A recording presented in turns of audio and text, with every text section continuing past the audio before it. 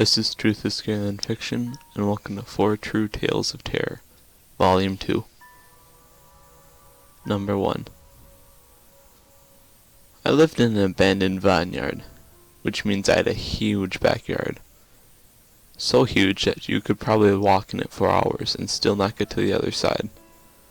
I was also pretty young back then, around 11 or maybe 12. I knew there were some coyotes, but they mostly stayed hidden during the day. One day, me, my mom, and her old boyfriend decided to take a nice long walk in the woods. What could go wrong? After about 20 minutes, we stumbled upon this weird thing. It happens when a tree is rooted way down in the earth, but it still topples, so it lifts a huge chunk of dirt in the air, making a kind of small crawl space. I point my admittedly bad flashlight into the hole. There's a ton of roots, but I stop on a rock with some sort of black stuff on it. It kinda looks like dried blood. Then I see some bones. I realize at the time that they must have been human. My mom looks at it and her face goes pale. "Hey, sweetie, we should go home now." I was extremely confused, thinking it was some coyotes or something. My mom just grabs me like I'm gonna get dragged into the night. I hear something rustling a few meters behind us, close to the hole. We run back to the house, and my mom's boyfriend locks all the doors and windows, grabs an axe, and leans it against the table. We play board games for the rest of the night. Nothing came up. We called the police, but nothing was there when they went back. Me and my mom don't live there anymore, but she is still on good terms with the guy living there. Number 2. I was 15 at the time. I was going to Rock Beach by this park with my brother, whose name was Alec. He decides we're going to go at night. So we show up at 1 a.m. and we're there chillin'. We hide from a park ranger who's driving by to check on stuff. My brother had a backpack full of beer. I drank enough to get buzzed, but not drunk.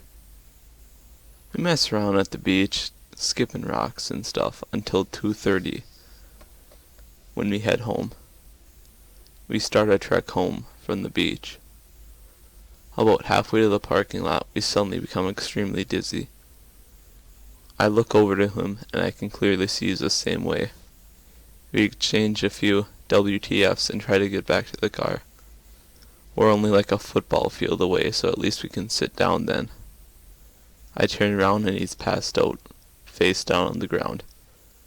I go back to try and help him up and pass out myself as well. When I wake up at noon the next day, slumped against my mailbox, Alec is lying face up in the grass. I wake him up. He remembers everything up until we passed out, just like I do. I have no recollection of how we got there, or why we were both barefoot. I'm 23 now, and I have still yet to explain it. When I was younger, I would chalk it up to my brother experimenting with psychedelics and putting some thing in our beer. But upon more thought, that's pretty unlikely looking back. Number 3. Just a quick side note. This is Truth is Scarier Than Fiction talking. I wasn't sure whether to put this in an internet case files or in a 4 True Tales of Terror. However, I couldn't find really anything that interesting upon the subject, so I decided to just read it. It is unknown who the author is, or even whether or not it's real. However, I'm still going to read it for you guys. I worked at a prison in a remote area in southern Iraq, miles from Qasr. At the time I was there, it detained 30,000 prisoners and an additional 3,000 that no one except people working there knew about. They'd put us in blacked-out window commercial buses and drive us an hour away for days at a time to guard the facilities. We were never allowed to speak with anyone on the main prison FOB, and forbidden to tell anyone about it. We referred it to only as Jurassic Park. one of the black prisons run by contractor medical personnel. The facility itself was a facade of mud and brick buildings resembling a small village. The place was complete with villagers, us, dressed up in man dresses, and a small area for goats on the outskirt. From a distance it looked legitimate, but up close you could see the bulges from our combat gear underneath our clothing. All of us were picked for our darker complexion and allowed to grow facial hair. You also had to be a military police with TS or PRP or Yankee white clearance. I couldn't see Quasar from the facility, so I had no idea where we were, just that we were in the middle of nowhere. We had to park the gun trucks and buses away from the area and use netting to cover them. The trucks were manned by a PMC, so they looked like civilian vehicles, besides being armored variations of normal vehicles. Usually, a small fire team would be tasked with security and a terp. The rest of us had to put on clothing and start a small patrol to relieve the other guards. In late 2007, we were woken up early and were called to go to the facility 3 days earlier than our normal rotation. We got ready and headed out to get in the buses. This time around, we arrived to a lot full of newer, upper armored Humvees, and were told to be quiet and get in, as there were already drivers in each truck, and off we went. The drivers drove in a tight group, which is unusual for convoy ops. They also didn't talk to us the entire ride. It's pitch black out and all you can see is darkness. But this is the first time we were allowed to see where we were going because the Humvee windows weren't blacked out like the buses. I'm trying to orient myself, but I can't see much besides the little red lights of the vehicles in front of mine. The windows are thick armored glass, so it's impossible to see anything in the nighttime desert with no illumination besides the convoys. We drive for a little over an hour and you can see a faint glow in the distance. We start to get closer and it's the facility that's on fire. The lieutenant comes over the comms and realizes that anyone not wearing American DCU pattern Mop 4 is to be eliminated via deadly force. None of us are wearing MOPP gear. The driver stopped the vehicle, and we are told to dismount and rally around a group of LMTVs that are waiting for us. They start calling out SSI numbers and handing out mopping gear that is already in our sizes. My WTF is going off hard. A couple of NCOs come around and tell us to gear up. We start putting our mop gear on and are abruptly told to stop and strip back down to our regular uniforms and take out our military ID cards, driver license, and any other form of photo identification on our person or gear. Little teams of PMC, private military contractors, i.e. Blackwater, etc., start collecting and searching us. One guy would cut away our name tag, military branch type, and unit patches. Once they finished, another team of them would come by and try and find anything the first one missed. Lastly, our NCOs did the same thing to see if the first two missed anything. Officers started rallying up our NCOs for the operation order, and the rest of us are told to rally back up around another set of LMTVs, armored supply trucks, like a newer Deuce and a half, and start unloading boxes filled with ammo, magazines, and newer NVGs than the ones we already had in our gear. These ones had a rail system that attached in behind our optic, so we could wear a gas mask and still shoot and see in the dark. We're told to load as many magazines as possible and put the spares in our 3-day assault packs, fancy military term for backpack. We already carried a basic load of 210 rounds and M9 pistols with 45 rounds in our ammo pouches on our individual body armors. We're taken over to another area to zero our weapons at a makeshift little range made of HESCO blast barriers. With my NVGs, I can see that there is already a security perimeter around us made up of PMCs. We shoot 0, then rally back up to hear what the plan is. We are to provide security for a team of contractors and are to follow any and all directions from contractors, unless it's basic combat tactical decisions. We start forming up into squads of 12 people, then break down into fire teams, about 4 people, and designate who will stay with the contractor, who will provide external security, and who will be clearing rooms. We then are briefed via rock drills, literally a map made out of rocks and lines and dirt, for which squads will assault at which entry points or defend at entry points. We're leaving in platoon size, about 5 squads, or 60 people, and the rest of our normal security detail will provide overwatch with heavy weapons / marksmen on the external perimeter once we start to systematically clear the village and underlying prison facility. After all that, a team of 3 contractors wearing those pressurized suits that push air outwards when it rips joins my fire team. I want to say they had DuPont logos on the suit itself, but I don't remember. We start to move towards our objective. The patrol there goes smoothly and we set up a perimeter and recon the area. Only a few buildings are still smoldering. The fire itself has gone out during all the BS of just gearing up. A majority of the village is intact. There are also bodies strewn about, but with the gas masks and only night vision, it's hard to make out if they are insurgents or the guys we normally relieved wearing local clothing. There is a small IR beacon, infrared, flashing at the base of one of the larger buildings, and wants your team to shift to cover or clear that building. Plans are adjusted and the assault begins. It is damn near impossible to move without the mop suit on. That, combined with sweat pooling in my mask and low visibility, is making somewhat relatively complicated in itself, even more difficult. Fire teams make progress to their respective areas. Our building is on the opposite side of the town, so it takes us a minute to get there. We bound and take positions, making it even more tedious as we move. I'm running to take up the next position, and each shit into the ground landing on top of my body.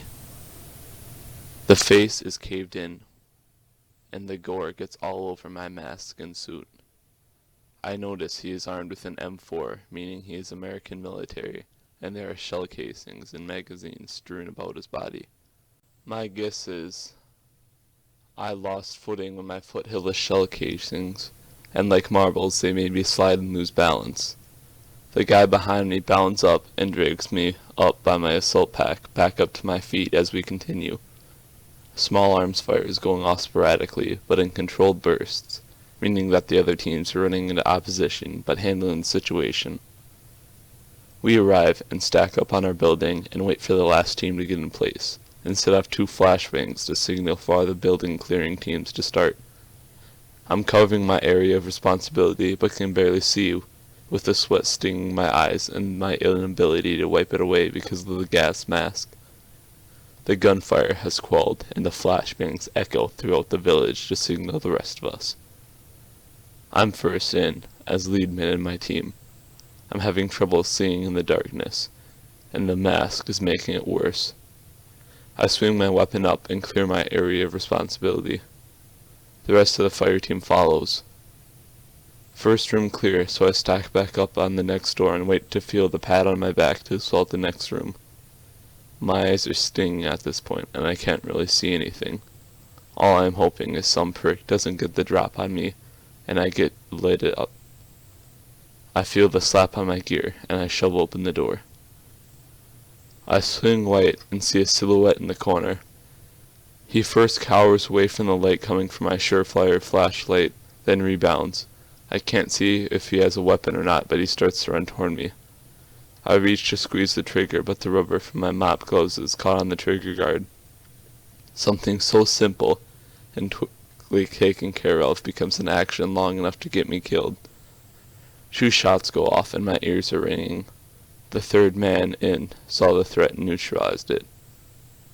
We start to stack on the next door after securing the assailant with flexi cuffs.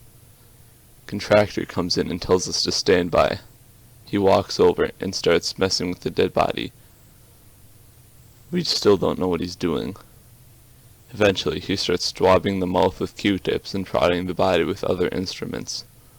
I can't really focus on what he's doing, as I am responsible not to get us killed as someone comes through the next door. The other 2 technicians come in and start consorting with the contractor. The head guy walks over to my fire team leader and tells us to stop clearing immediately and stand by. The contractor gets on the radio and starts relaying a message to his people. Sitting there waiting, letting whomever is waiting for us to get into position, because now they know where we are, and every minute wasted is a minute for them to prepare for our entry. I'm getting antsy thinking about it, and I want to keep moving, but I can't until I'm told. The contractor's radio goes off, and he mumbles something into it, then addresses my fire team leader. We are told that anyone inside the facility is to be considered hostile, and we shouldn't try to identify weapons and just shoot. The contractor tells us to continue. I get to the door, feel the slap, and rush in. The room is clear. This is the deepest into the building any of us has ever been. There is one last door with a keypad and badge reader. There is a dead guard in the corner, with boils on his exposed skin / black blood pooled around him, and his clothing soaked through. The contractor follows us in when we secure the body. He repeats the process again, but doesn't call it again. We wait in the room for a minute and wait for the other fire teams to finish their way up into their respective entrances. Waiting. Then, one of our guys asks the contractor if we're supposed to shoot other American personnel.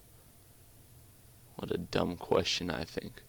But then, this prick looks at us and says, yes, anyone in the facility, regardless of affiliation.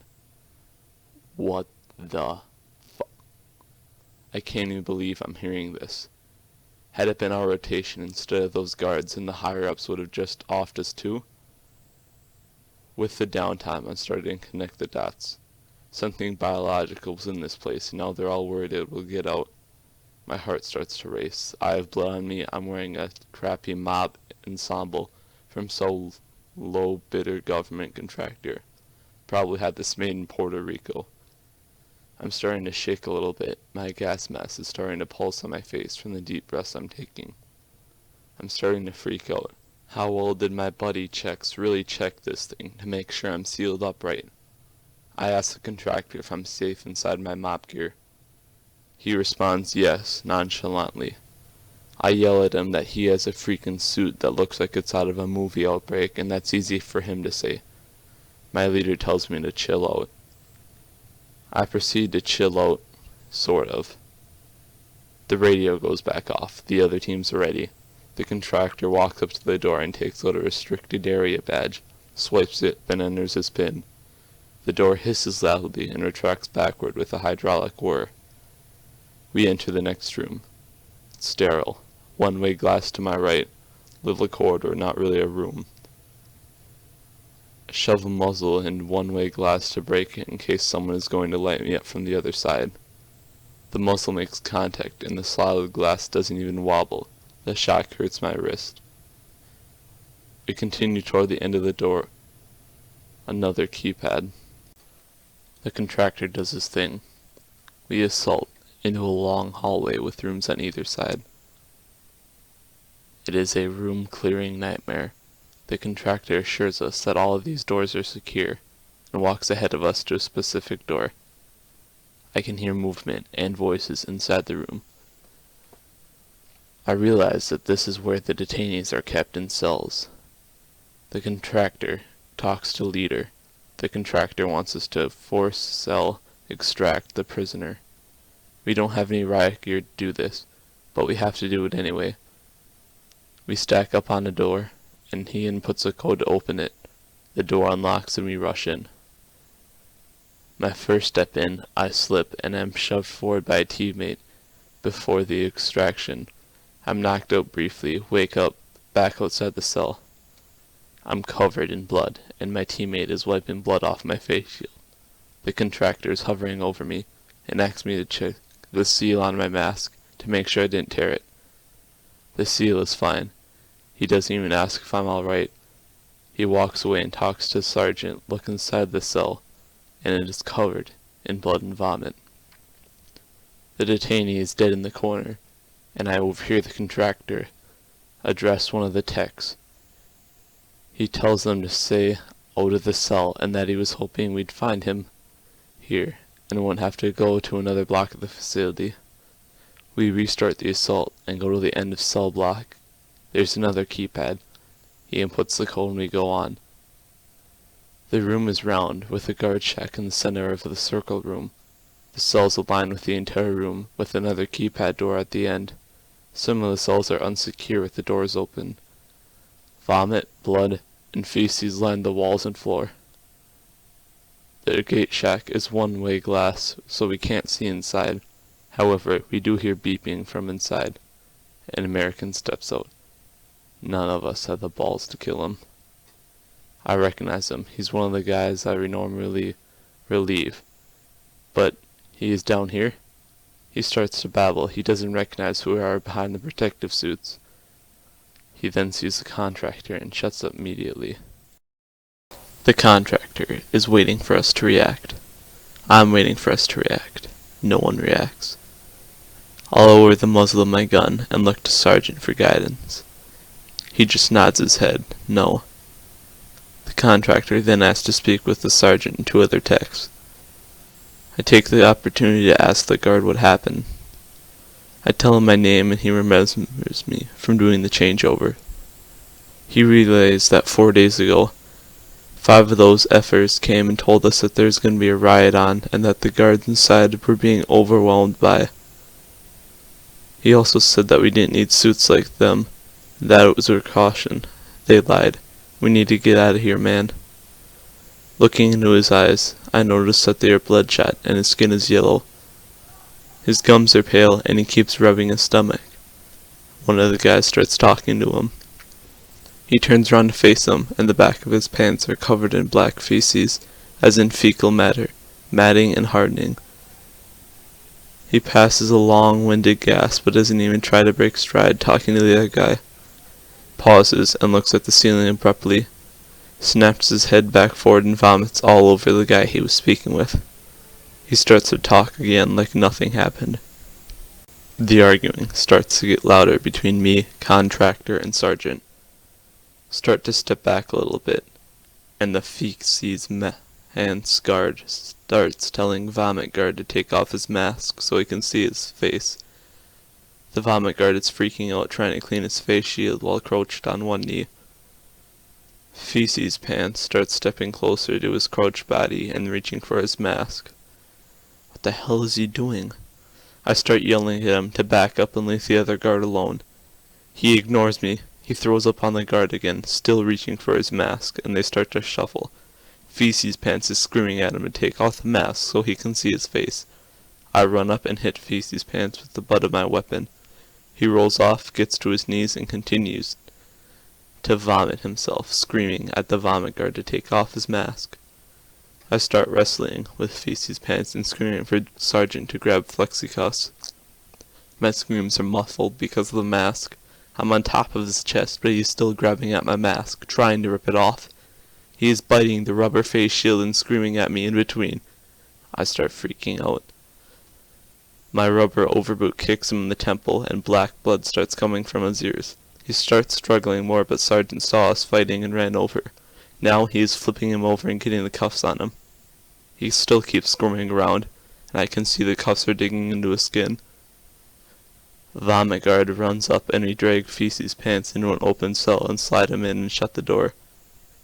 We, and all our gear, are now covered in vomit, feces, and blood. The contractor says nothing, but stares. We all nod in acknowledgement. Feces Pants is still screaming, tumbling around in his cell. The contractor has all of us come for him in the text and says bluntly, "If you want to get out of here, you need to listen to us. We have a ways to go and I want to stay alive." Then he walks off to the next keypad door. Sergeant yells at us to stack up, field slap, assault room. 5 people mulling around in the center and look surprised when we enter. I fire, and so does everyone else. It's a security station, monitors, intercom systems, etc. Secure bodies with flexi-cuffs. Sergeant walks to camera monitor and consults me. He says that we can bypass a lot of stuff if contractor tells us where we are going. I agree and call over contractor. He agrees and looks over the monitors, points to the facility clinic and says that we need to go there so that they can do their job and we can all leave. The facility is much bigger than expected. The contractor tells us first, rooms we passed are just holding areas for new prisoners to be sorted. Emergency exit map is in a security room, so we start to plan the assault. The place is built like a giant square with several hallways connecting rooms all the way to the center that makes up the largest cell block and aid station. We run rock drills using miscellaneous office supplies. We get confident we know somewhat where we are going. We start to assault the facility again, and I get lucky through most of it, but traces of running gunfights are evident throughout. Bloated corpses are in some of the security substations, and we are out of flexi-cuffs. We begin using sidearms to ensure they will not pose a threat. We get to a Tier 3 block, and decide that we will just assault through as quickly as possible to the other side and try not to avoid getting bogged down. We open the door and start beelining. There's the security station in the center. Running toward it to get past and get the hell out of the place. The door swings open, and a prisoner with an M4 steps and starts firing at us. America steps out next and takes up a position of cover and starts firing, hitting prisoners standing out in the open. We keep up suppressing fire on the guard while my teammate runs down the opposite side to flank him. Tags guards, we all rush out to clear the security room. It's empty. The guard is still alive. He tells us they saw what we did to the other guard station, and the prisoners and guards that were still alive are armed and waiting for us. The sergeant shoots him. There are only 4 of us that have a shaky understanding of the facility layout, which makes me nervous. We have no time to talk, and we run across the cell block to another door leading into the next room. We continue throughout several more rooms. We're careful at each substation, but we haven't run into anyone else. We eventually make it to the clinic, secure it, and then set up a defensive position near entrance to protect contractors while they did whatever they were doing. They finish up and come out with a flexi-cuff prisoner. I'm getting more anxiety over the situation. Now we will have to tote around 4 people while fighting a force that knows the layout of the structure. The prisoner isn't wearing protective clothing, but he doesn't look sick either. I start to understand why they need him. We begin assaulting through the building, and we have to cover new territory, as is the shortest point to one of the exits. That is an entrance that leads to another facility where we can link up with a fire team from our original assault force on the surface. We start running through rooms, trying to be cautious, but trying to get the hell out as quickly as possible. We run into what looks like an ambush. The 3 who set it up are barricaded behind random furniture, and bodies litter the kill zone. We start running through the bodies, trying to keep weapon level with the barricades. We get to the point where I'm running on top of bodies. We reach the barricade. They're all dead, but they still have weapons.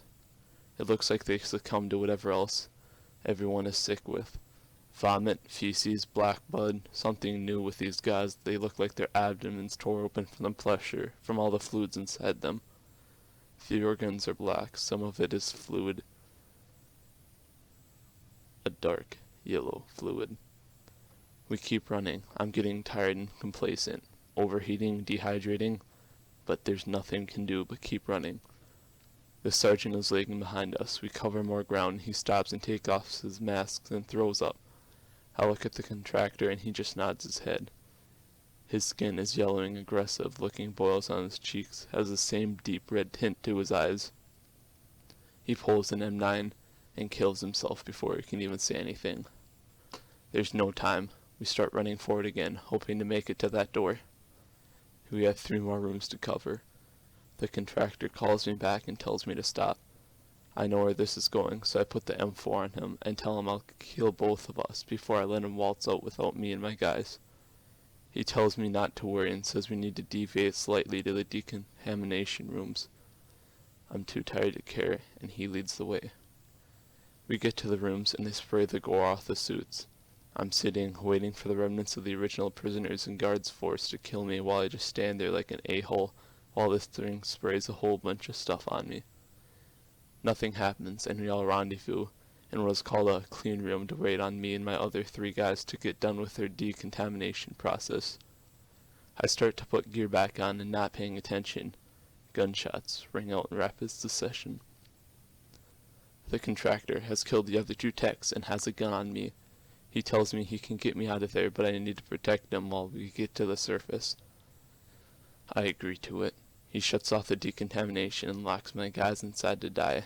He has me put on one of the tech suits instead of my original gear. He takes me not to the door we fought to get to, but to an elevator. Nothing seems real. I go on autopilot and follow him. He knows more of the layout than he led on to in the beginning. He gets us to the elevator, and he takes us back to the original mock-up village that hid all this. I rendezvous with my original security element, hoping they don't recognize me through the face mask. The helicopter lands and takes us across the border to Ali al-Salam Air Base in Kuwait. I'm smuggled out of the country and taken back into the United States. The contractor kept his word, and I've kept mine. If I gave you my real name, it would say I died in a mortar attack in late 2007 in a southern Iraq base outside of Qasr. I'll leave you with this clue. J376. Number 4. This happened this afternoon. I was 19 years old, living at home until I found a good place to go to. My room is on the 3rd floor, while my man cave is in the basement. I live in rural New York, by the way, Hudson Valley. Come up from air after a bit of GTA and see that my mom is gone, as her car is not in the driveway. I make myself a sandwich and start going upstairs. I reach the 3rd floor so I can see into my room from the top step. Realize it's my mom. Decide she just came upstairs to clean or something. I say hi and she doesn't respond. I go in front of my room. Something is seriously off. She looks like my mom, but she was standing perfect still. I wasn't sure it was even actually breathing. She's just silently standing there, not moving. Her eyes had a slightly different, startled expression to them, and her mouth was slightly agape. She just stares at me. I stood there for 10 seconds, and my heart felt like it didn't beat at all. I could tell something was really wrong. I ran down the 2 flights of stairs, falling down one but not even caring. I managed to get outside and call a friend, who laughed me off but eventually came over. He goes upstairs and says he didn't see anything and leaves shortly after. Half an hour later, my mother's car pulls into the driveway. I'm spending tonight on the couch. I really don't want to go back upstairs. Hey guys, this is Truth is Scarier Than Fiction. Thank you for watching 4 True Tales of Terror Volume 2. Regarding story number 3, I'm not sure if it's true. However, there was a thread dedicated to it, and during the thread it says that the base which the person was staying in could potentially be traced to Camp Buka, which was attacked by mortars in January 2007. Also during the thread, nobody was able to figure out the man's identity. However, they were theorizing that the J in J376 stood for Japan. There's also a link in the thread to a Japanese chemical. The chemical known as, I'm sorry if I don't pronounce this right, chitinase 3 like protein 2, shortened to CHI3L2, is an organism from humans. We may never know about the J376 story. However, we can still hope that someday we'll find out an answer, whether this is true or fake, to what happened in that base in 2007.